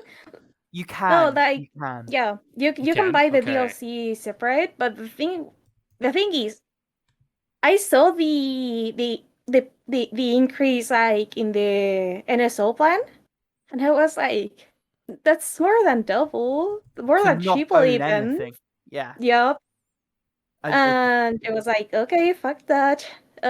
So like even like in the family group I'm currently in, like not many people were thinking of upgrading anyway, especially if it was like, I don't know, let's say even like a couple of bucks like per person per in the family group. Okay, I could pardon that, but why would you include a DLC for a game not everyone has? Because like in that family group I'm the only person who plays Animal Crossing. So obviously not everyone people don't want to pay for something they're not gonna use. Oh, it's very simple, Paolo. I can tell you exactly why they've done it. £25 for a big content DLC, based on content for a 3DS game that they've already fucking finished, let's bear in mind. Because it's basically Happy Home Designer, just ported into the Switch game, which they sold 30 plus million of, so they made their money and then some there, right? That's reasonably priced. £35 for that and like ROMs that are less than fucking worthless, and most people in Nintendo must realize that they are less than worthless. Having that DLC, which is reasonably priced, next to a very unreasonably priced thing that's quite close, makes that value seem ever so slightly more reasonable. It's not reasonable. It's a fucking joke. Oh yeah, you know what's crazy? Yeah. 1 year Nintendo, like the Switch family membership here in Canada is $44. Do you know how much it costs now? With that expansion, I'm going to say 90. It's $99. It's $100 a year for that. To rent ROMs and a DLC. You're renting a DLC. Get your head around that. They want you to rent DLC. Yeah. And also Shudder. Like, listen, I subscribed to Shudder recently because I love horror movies. It's $56 a year for unlimited fucking movies. I'm like... The beautiful thing about that for us watching is your like microphone equalizer kicked in, and so the 4A million of that didn't get. So like the audience at home is going to hear 56 a year. Fucking movies. I know. Yep. Well, I went quieter there. Yeah, they'll hear it. My microphone catches all on this end. I know. It's just anyway. Sorry, not to derail you, Paula, but I've heard people being like trying to justify the fucking price of this, and they're like, well, you know, like PlayStation and Xbox, and I was like, fuck off. Xbox has Game Pass. I was like, the value's fucking there on Game Pass, all right? And then, like, secondly, they give you new games, not fucking Genesis ROMs. Right, Genesis. And they're like, well, me with that shit. They're saying they probably cost more because of, like, the licensing of the Genesis games. And I'm like, then why the fuck did you license Genesis games? Who gives a fucking shit about these Genesis games? You can buy these Genesis games for less than this cost of a membership right now on every console in the fucking planet. Like, if you buy them on PC, they literally will give you the ROMs. I know. Oh my god. Right. Okay. This little aside over. Paula, tell us about Pokemon Snap. Going. Yeah, but that's not Animal Crossing. Sorry, keep going on Animal Crossing. Keep going. Yeah, just a little bit more. Like, I very much like went into my island, and I think after like 5 months or something like that. And hey, there's a meteor tower. That was nice. And I'm pretty much like doing preparations for whenever I can like really go crazy with the decoration because like even if I didn't play like Happy Home Designer, but seeing it like as an extra add-on, like as a archipelago resort kind of thing, it was like, yeah, that sounds very interesting because that's one of the things that I like about Animal Crossing. But I always felt like the island or wasn't like I had so many ideas that I couldn't cram into one little island. So having more space to cram those ideas into was like, yeah. So yeah, that's Animal Crossing. New Nice. Pokemon stuff. This game is ruthless because I actually share like a little clip with YouTube, and well, the ocean is a hostile place. Let's keep it at that. So I mean, I think I've unlocked most, if on, yeah, I've unlocked most of the areas. I don't know. But at the very least, like every single area I've been to is like more than level 2. So very interesting stuff is happening. Like this stupid Wingle is like pretty much hunting and carrying away the fish I was trying to get a picture of. Not nice. And you're like, I already said it, but the game is gorgeous. I've been into this volcano region, and it's still gorgeous. And the Illumina Pokemon that is living on the volcano, like that whole, like the whole sequence they do when they're presenting like these Illumina Pokemon are chef kiss. They're beautiful, absolutely beautiful. I kind of wish like Game Freak actually puts effort in their games like that because like third parties are doing a better job with Pokemon that they are doing. I mean, to be fair, they also had to animate significantly less in this game, right? Like, you are on a track. Yeah, but that's not excuse for having N64 trees. That's fair. Like even Pokemon Legend Arceus, like if you see the footage, it looks laggy as hell. And it's not even like a fully open world game. It's like you go through areas that are like the what's the name of the area? Oh, I forgot. But yeah, like it's kind of like Monster Hunter. Like you go to areas. Yeah, their press release was yeah, so kind funny, of like a Monster Hunter kind of thing. Yeah. Some journalists challenged them, and they were like, instead of saying yes or no, they said, you pick up missions from a hub and then explore one of the areas and then return once you're done. It's like, all right, so it's not an open world. Why could you not just say that? It's not a big deal. Just tell us. Yeah, it's not a big deal. I was like, it's basically open exploration within those areas. That's totally fine. Yeah, that's totally fine. But in some cases, I prefer it. But yeah, maybe we should save this for another day. Because here, last point, Paula. Yeah, but still, the Pokemon stuff has been a lot of fun. There's like everything. Each time you visit, there's a chance of something different happening in that area, which is amazing because it keeps things very fresh. And I still have like 4 clips. I want to share like all the stupid clips that I've gotten while playing this game because it has been a blast. Nice. So the long wait of 20 years for a new Pokemon stuff did not disappoint at all. So yeah, that's what I've been playing. Rick, take it away. Yes. So this week I've fallen back into Rocket League hard, and it's funny you mentioned the Batman event for Hot Wheels Unleashed because Rocket League also have a Halloween themed Batman event, which I found out after I'd played for a couple of hours and unlocked all the rewards by accident. So that was fun. So I've got like some random Joker boost, which I'm never going to use ever. Like my cosmetics draw for Rocket League's disgusting. There's so much that's just never been looked at, let alone like tried. But the game is still incredible. I ground my way back up to champ, which is cool.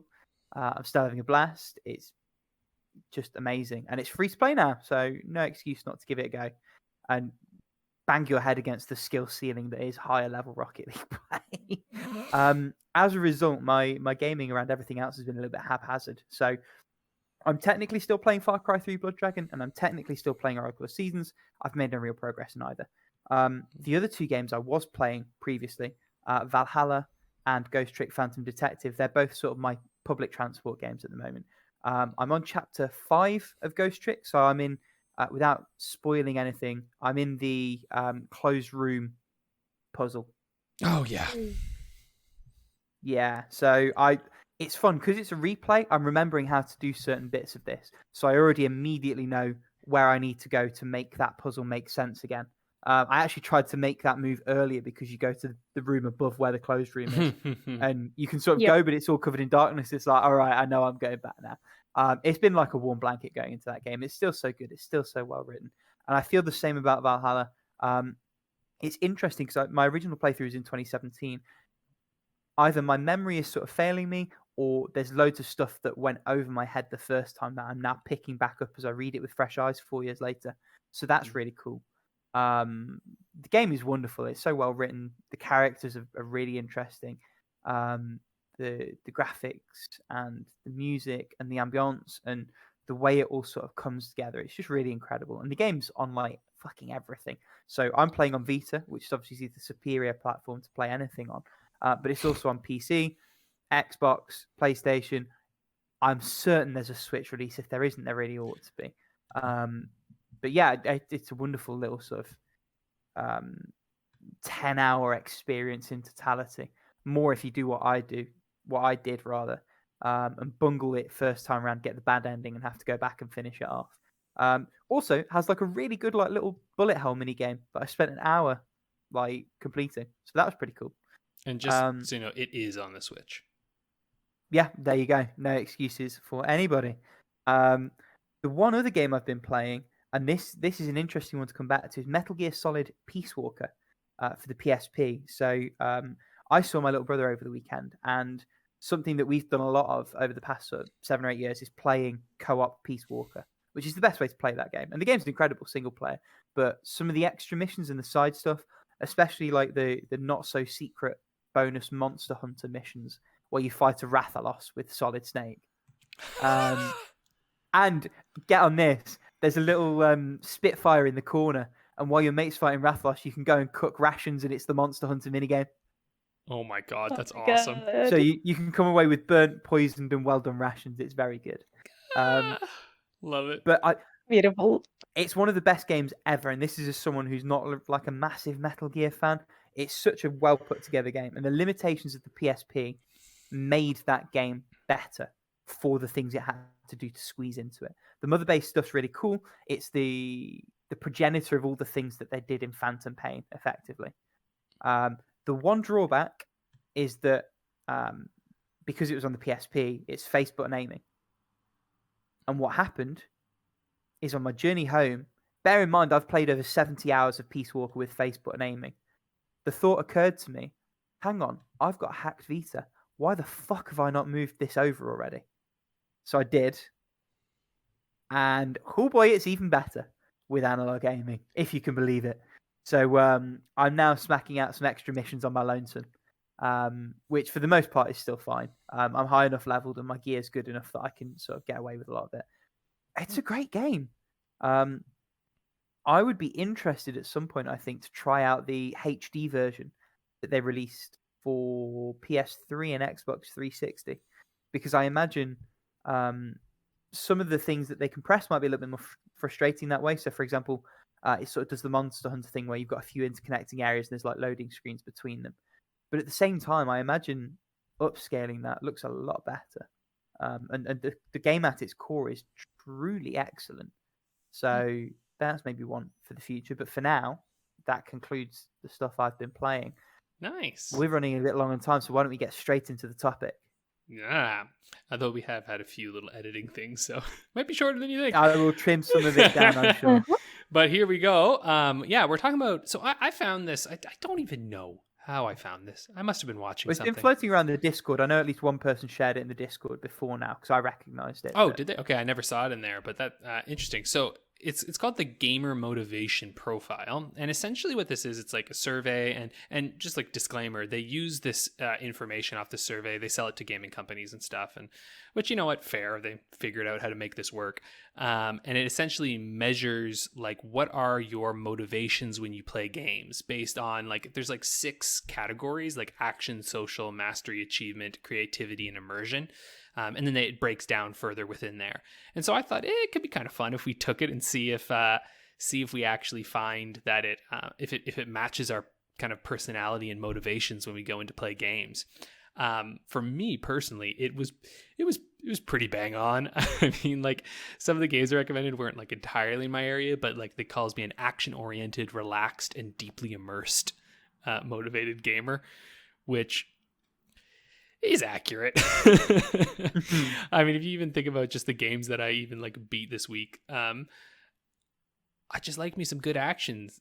I like to be challenged, but I don't want to be too challenged, you know? Like when I was looking at my like profile, because it talks about secondary motivations, right? Where it says like excitement and destruction are my biggest ones, though I'm not so sure if destruction is really my biggest motivation. I feel like that's a component of them selling this to games companies, because it asks quite a few questions about, do you like big shooty guns? Do you like explosions?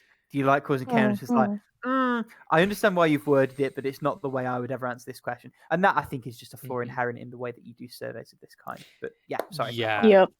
Exactly. It was interesting to me, like, when it comes to, so like I'll talk a little bit, maybe you two can, before we dive into this, can you say like what was your result tagline? Yeah, for sure. So mine is action orientated, spontaneous, relaxed, social, and practical. I think that social is born purely out of the fact I play a lot of Rocket League, to be honest. Otherwise it feels relatively sort of bang on. Action is like listed as the primary thing.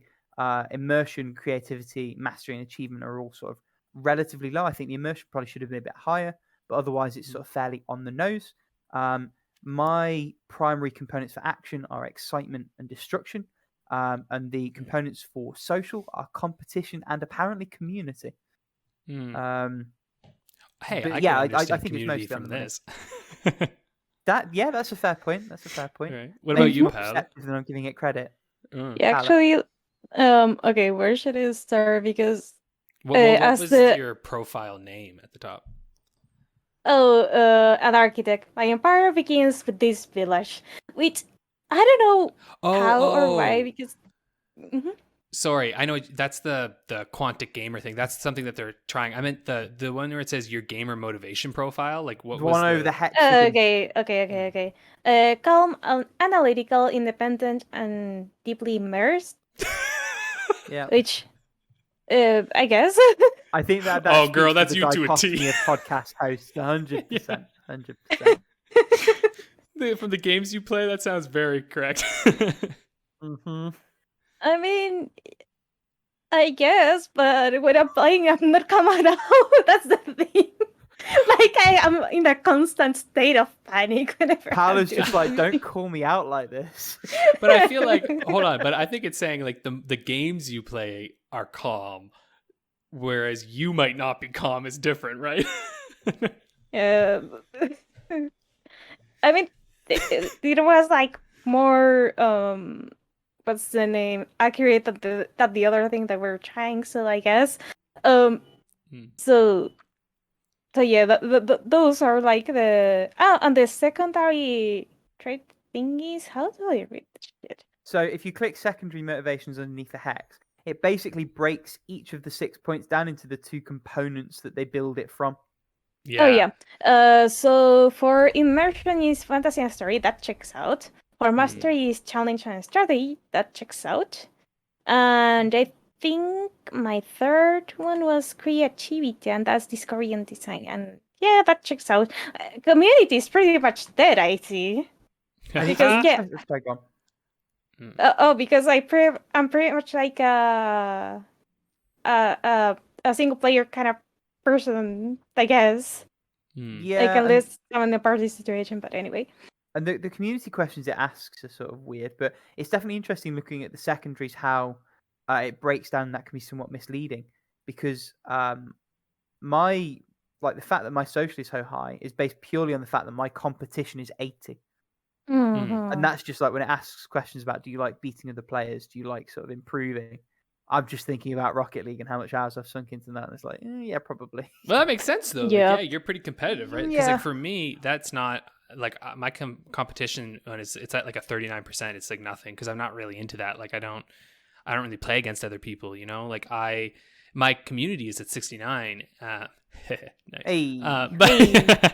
But it makes sense because when I looked at what they were describing, they mentioned this might be playing Portal 2 with a friend or playing Mario Kart or being in a large guild. And I was like, bruh, I play all those games. Like I've talked about playing Portal 2 with my girlfriend on here. Like it's so and just Master like... Chief.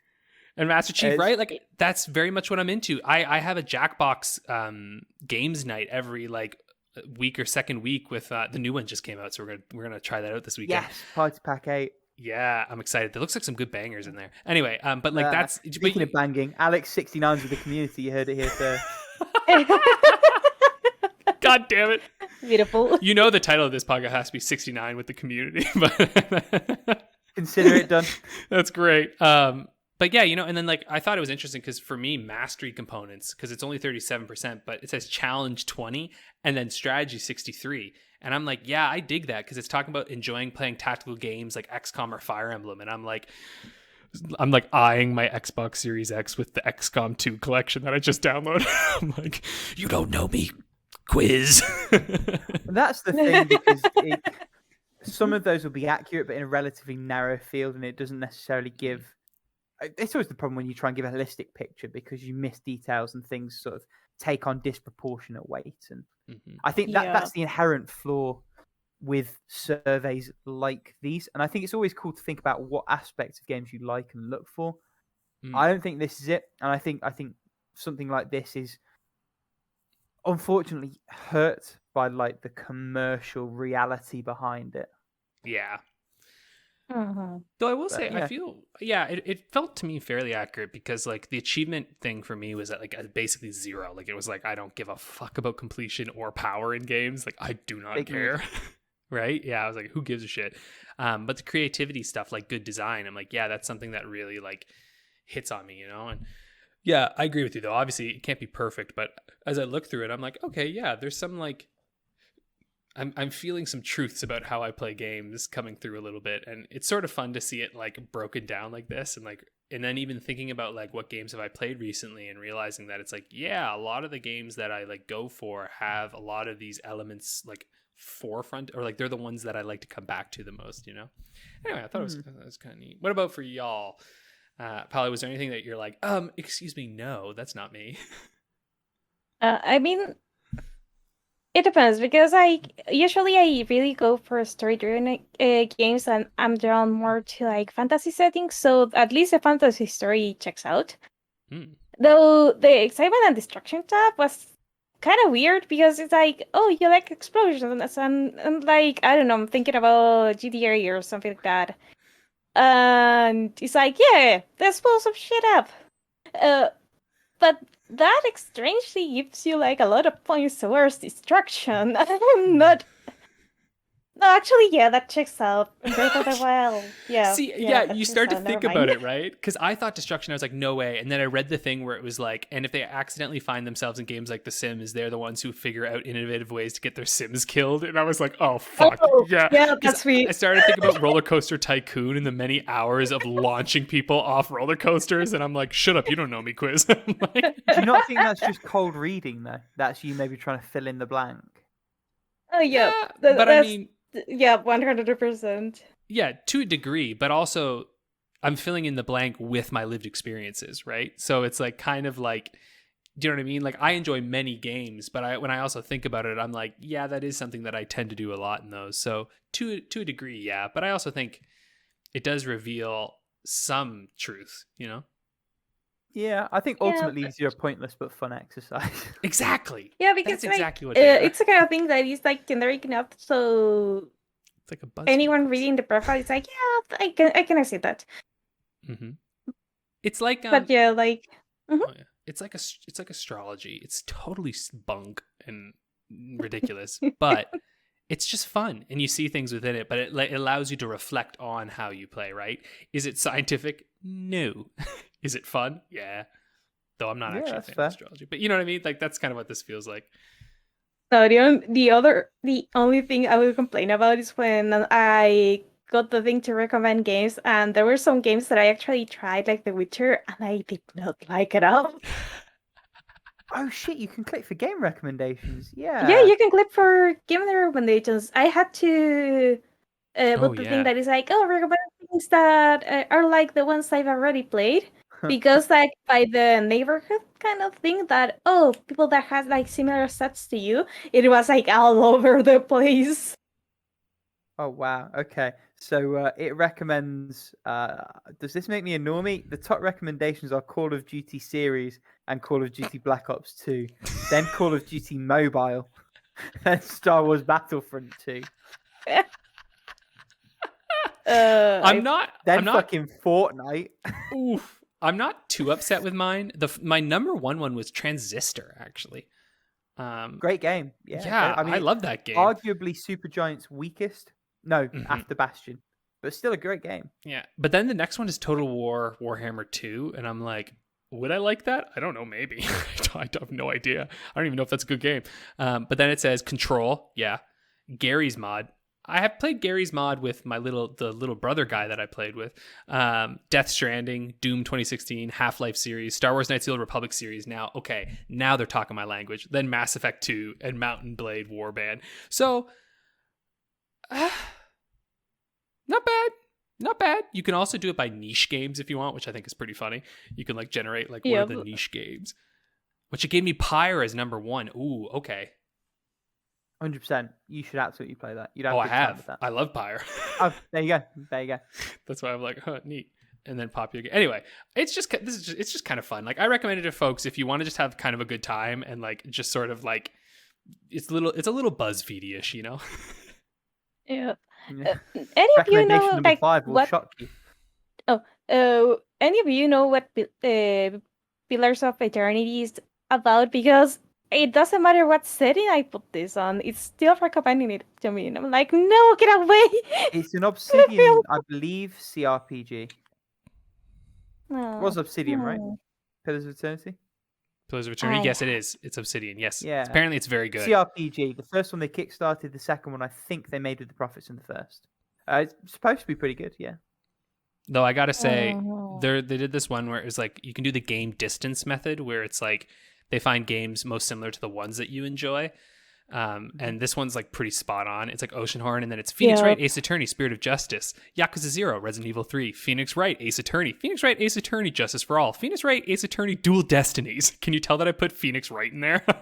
You can. I can tell I put Ghost of Tsushima because it immediately recommended the director's cut. Yeah, same here. Goes to your direction. Anyway, like, I thought here I have like Zelda, Fire Emblem, Moonlighter, like your Chronicles, Pokemon Mystery Moonlighter's Dungeon. You put some dungeoning games in there, huh? Oops. That's Maybe. why she likes to do her explosions. Yeah, there you go. Yeah, you like to blow things up with bombs. Oh, sure. Anyway, dungeon. it's kind of fun. We'll link this thing so you can check it out if you want. Have a good time. Tell us what your profile is. Why not? In the comments while you're smashing the like button. Yeah. Shall we get to everybody's favorite game?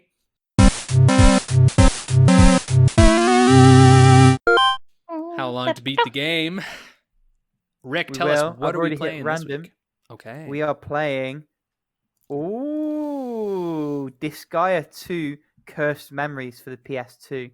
Oh, sick. Okay. Specifically the original, so not the PSP version, which I believe was called... It's not the 2 A2 or something like that. It's the just 2. Just 2, yeah. Yeah, so okay. I guarantee you that I am not going to guess all of them for this one. That 100% is going to be gross, because that franchise is gross. Yeah, okay, so it's not D2. It's the Disgaea 2, the what's it called? It's so D2 is essentially a sequel to the original Disgaea. Disgaea 2 is the second Disgaea game, but it's a new cast. Dark D2 Hero features Lahal and Flon, and Etna and all the other sort of original characters from the original game. Okay. Whereas each numbered entry generally has its own unique set of characters. Oh boy. Suffering. Oh Yeah, boy. I still need to go back and finish the original Disgaea, which I loved, but just sort of fell off because other stuff was going on. Which, by the way, like I have all the Disgaea games except for 6 on my backlog. And I'm like, yay. I'm the Nice. same. I have 2 on PSP, I have 3 and 4 on Vita, and I've barely touched any of them. It's so bad. I genuinely don't think I'm going to be able to get the answer to this one. This is like fucking needle in a haystack kind of game. Yeah, I'm going to shot in the dark 35 hours and 95 hours. So 3-hour buffer on each. Yeah, I'm going. I'm scared. So, okay, this Genuinely one. scared. So, is it Disgaea 2 Cursed Memories? Is that the one that you're talking about? Yes, that's the one, the PS2 original. Okay, Because PS2 the other original. version is called, I believe, Afternoon of Despair. That's on PSP. And I think they added some extra stuff like they did with the original Disgaea ports. Dark Hero Days is what the PSP version is called. What's the PC version based on? It would be based on the PSP version, content-wise, to the best of my knowledge. Because for the PSP version, I think they actually slightly updated the graphics as well. Okay, I'm gonna say 33 hours, and I'm gonna go with 90 hours, I think, and I'm not touching 100 because I feel like the 100% on this is like anywhere between 150 and like 200 or so hours, maybe even more. Well, maybe less, maybe like 125-ish to like 175-ish. Do you know what I mean? Like, I feel like it's like anywhere up in those, up in that world. Yeah. Right. I'm trying to think here because I know the Tortoise one is the first Disgaea, and I know the 100% time for that is around 120, Okay, see, like on the lower hundreds. let it be know. known. Oh, sorry. Go ahead, Paolo. But 4 is 433. Okay. That's I just want disgusting. everybody to just, for a minute here, I would like everybody to just behold this moment where Rick has changed his time to 33 hours and 30 minutes and 90 hours and 30 minutes after I put 33 hours and 90 hours. So let it be known, I don't always copy off Rick, damn it. Let it be known, we're both on 97 points. There's an OLED switch on the line here. So, Oh, is there really? Yeah, you're like, I don't want in my head, there is. Well, In maybe my I'll head, change it again then. Go for it.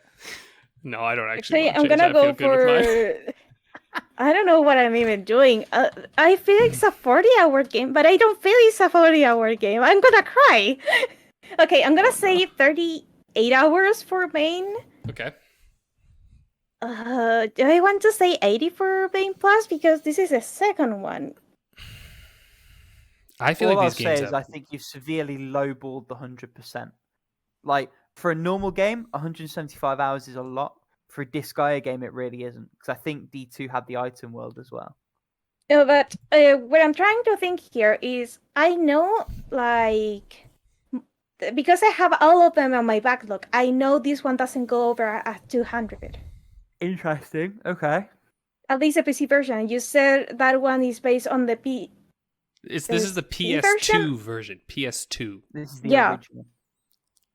And remember, it's and not so Disgaea given that D2. Disgaea 1... No, Disgaea... No, like, the... Except for 5, I think. Most of them, like, go upwards in completion time.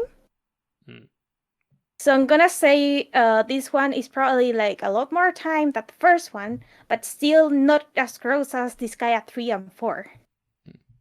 Can I also say that it's insane that there are 3 Disgaea 2s? Like, what on earth here? I mean, there's 2 Disgaea 2s and there's Disgaea D2. Like, why is there so many? What is wrong with this series? I'm gonna go for 178 for completionist. Okay. There. I have no idea if you're even in the right ballpark. Where are the times, Rick? How much did we fail? Let's see. So, and I can confirm the PC versions are based on the PSP ports. I had a quick Google. Okay. So, I went and searched for Disgaea 1 as well, so I need to re-find Disgaea 2. Cursed something. Cursed Memories. So, main story, 34.5 hours. Okay.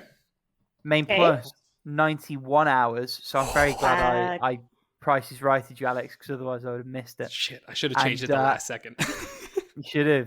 And the completionist, Paola, do you want to guess how far off you were? Oh, no. Probably by 100 hours, because I remember. No? Not far off, not far off. So the completionist, 266 hours. Holy shit. Yeah, I Who thought it did was 200 that? plus. Who are you? Show yourself. Yeah. Reveal yourself, because all these completionists, someone did this. Someone did this. Oh, no, you're absolutely right. Somebody did do this. I wonder if Gerard. Actually, I'm gonna completionist go logs to his my times. I hope he backlog and does. see what's 100% for God. each of these. That is Yeah. actually an interesting Oh, yeah, I was very far off. Yeah, you were because ambitious. Yeah, I told you. no, even like I Promise Revisited. That's the fourth one. That's 171. I remembered a game being that length on my backlog, and I assumed it was the second one, but I was wrong because this guy had 2 PC. If you thought 200 and something was monstrous, this is 324 hours to complete. Yeah. Wait for this. Disgaea 3 Absence of Justice is 424 hours for the completionist right now. Yep. 424 hours. Who even keeps track? It How do you actually have went that? down because it was over 430 a couple months ago. Yeah, it looks like the Vita versions for those dropped down ever so slightly. Because 4 on PS3 as well is 316 hours. But the Vita versions for both of those are like 100 plus less each. I think what really blows my mind there, though, is that that's 106 days worth of that game. 106 days? 424 hours? It's 24 Is it hours in actually? a fucking day. Yeah. When you think about it, Yeah. 424 divided by... No, it's 17.6 days. I divided by 4. I was going to say 400 by 24. Oh, real does good not at give you maths. one. 17.6 days. Yeah, But what 106 he is days good at, crazy. and what I am good at, is guessing how long it would take the average person to beat games, roughly. Yeah. Because we're both on 100 points. So I think by the letter of the law, Paolo, what that means is you're buying us a Switch OLED each. Or Paolo's going to buy us a Switch OLED keychain. Actually, that's a We're going to good print idea. out a picture and Yeah, post there you one go. to each other. Yeah. Print out a little picture for us. That's it. Send us a JPEG. We'll mint it. We'll make it an NFT. And speaking of sending things, if you've got any thoughts, comments, questions, just want to say hi, you can catch us at the How Long to Beat email address, which is HLTB-podcast? Or is it just HLTB podcast at Gmail. Yep. At gmail.com? That's the one. You can catch us at the How Long to Beat Discord, which is now helpfully linked in the How Long to Beat forums. Or if you're listening on YouTube, you know where that like button and comment box is. You know what to do. And get ready for next week because it's spooky season. just so you all know, we're talking spooky games. This is for the podcast host too, because Alex that's for insisted. sure what's going on. Yeah, I insist. Yeah. Well, we'll talk about what makes a game scary. That'll be our topic, right? I think it was still September when you were like, can we in 4 weeks, can we do a Halloween one, please? Oh, absolutely. Okay. I wanted to forefront this. All right, thanks for tuning in, everybody, for this big old episode. We'll see you next week. Take it easy, guys. Bye.